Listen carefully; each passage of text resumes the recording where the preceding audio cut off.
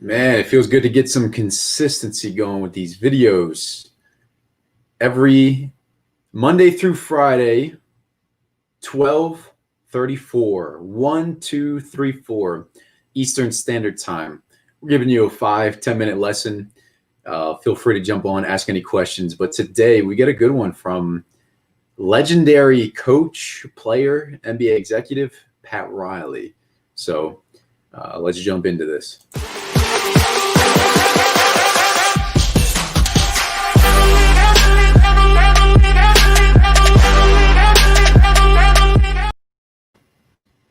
Have you ever considered all of the opponents that you have to face off of the court, off of the field? Everyone talks about the opponent on the field, on the court, right? You watch a game on TV. Maybe you play the game yourself as an athlete. Maybe you watch your son or daughter play the game and you're watching the opponent and you're sizing yourself up to the opponent. But what about all of the opponents off of the field, off of the court? What about the things that happen off the court, such as, for professional athletes, it's fame. This is for all athletes: ego, contracts, agents, spouses, all sorts of different things. Pat Riley, when he was a coach of the Lakers, called them peripheral opponents. All of the things that take away the chance of success for the athlete on the court.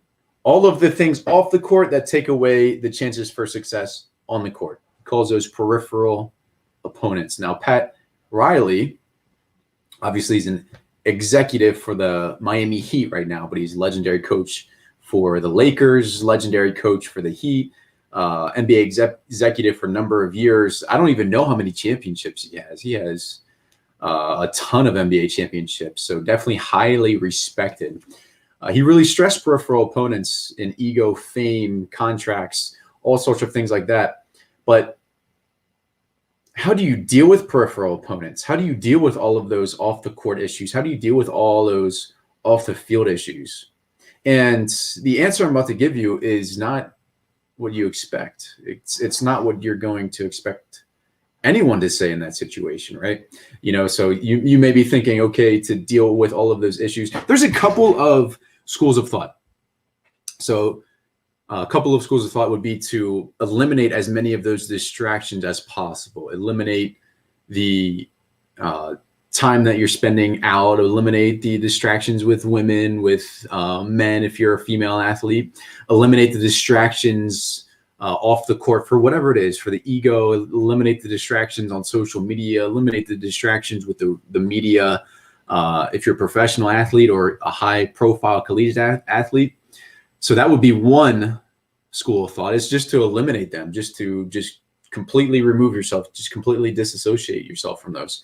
And obviously there's a couple of other ones, but the real way to deal with it is not to actually focus on those external things, not to focus on the peripheral opponents, not to focus on those things and not to figure out how to specifically deal with each one, but more specifically how to deal with yourself.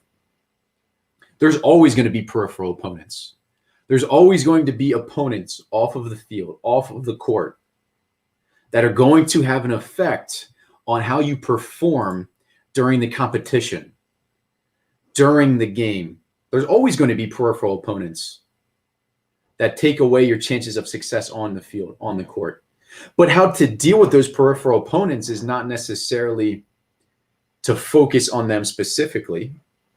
The way to deal with them is to specifically focus on you. Focus on developing your mindset, focusing your emotional attachment or disattachment or disassociation from those things, or working on how you act in all of those areas. So those peripheral opponents, the key is not to focus on those peripheral opponents, because you can't change those things. You can't change social media. You can't change agents. You can't change contracts. You can't change what other, competition is doing. You can't change any of those things. The best way to deal with peripheral opponents is to deal with yourself. When you begin to change, the things you see, the things you hear, the things you feel begin to change. So it's all about focusing on yourself, developing yourself as an athlete, so that all of those peripheral opponents are going to stay the same. You can't change all of those things, but you can change the way you look at those things. You can change the way you react to those things. So it's more about going inward. It's more about developing yourself. So peripheral opponents, they are inevitable. You can't eliminate them. They're always going to be there. Always. You can prepare yourself to deal with them, but you're not always going to be able to prepare for 100% of them, because resistance comes up. Things come up out of nowhere, oftentimes out of nowhere, things that we don't expect, things that we don't anticipate. They're going to come up. They're going to happen. They're going to arise. So the best way to deal with them is to deal with ourselves. So anyways, I hope everyone's having an awesome day. We'll see you on the next video. Let's see who's on the comments here. Thank you for the love, the thumbs up. Can impatience be seen as an opponent? Tevin, what's going on, man? Hope you're not killing yourself working too much, man. Impatience be seen as an opponent. Internal. That's an internal opponent for sure. Impatience is definitely an opponent. Obviously, everyone's different. See, impatience, some people have impatience where they want to get it now. Some people are too patient where they say, oh, I'll put it off. That's the procrastinator, right? So there's always a balance. There's always a balance between the two. So if you guys have any questions, let me know. Whoever's on, let me know. Appreciate the thumbs up. Appreciate the heart. All of these videos, for those of you that are unaware, will be trimmed, edited, uploaded on YouTube. And actually, the inspiration behind all of these videos is just a ton of requests, a ton of comments on TikTok. So I suggest, if you're not on TikTok, go check it out. I really just started posting about a month ago, at the beginning of November. You can say November 1. And this is not a brag. This is not anything like that for TikTok. Up to 25, 26,000 followers. But it allows me to communicate and to have an impact on athletes and to have an impact on what's going through their lives, going through their minds from a mental perspective. Because a lot of kids struggle with confidence. A lot of kids struggle with self-esteem. A lot of kids struggle with transferring skills from practice to games. So that's really the inspiration behind doing these videos live every single day. So they'll be live. They will be live. 12:34, 1234, easy to remember. Eastern time, 12:34 Eastern time, Monday through Friday.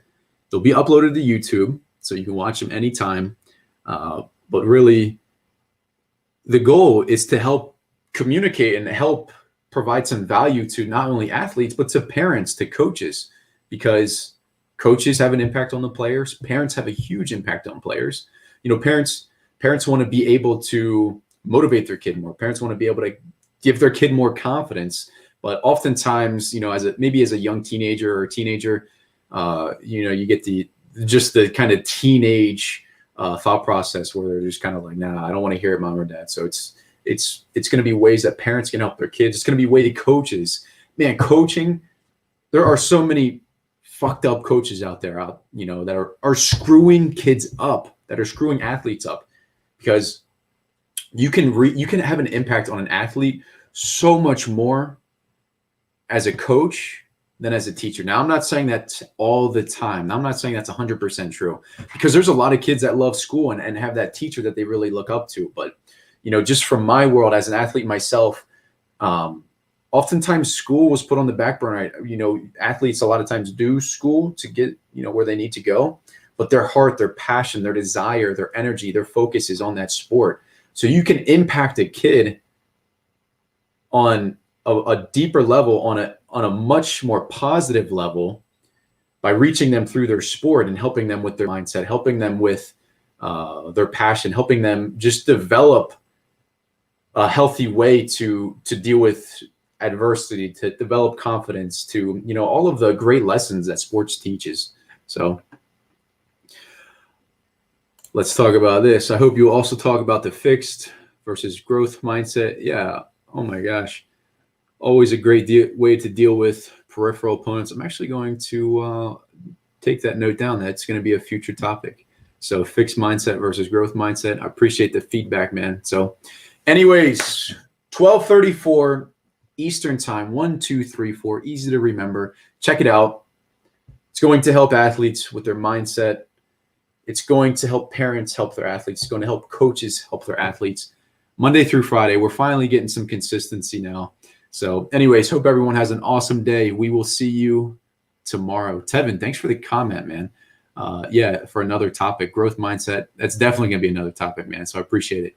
So we'll see you guys tomorrow.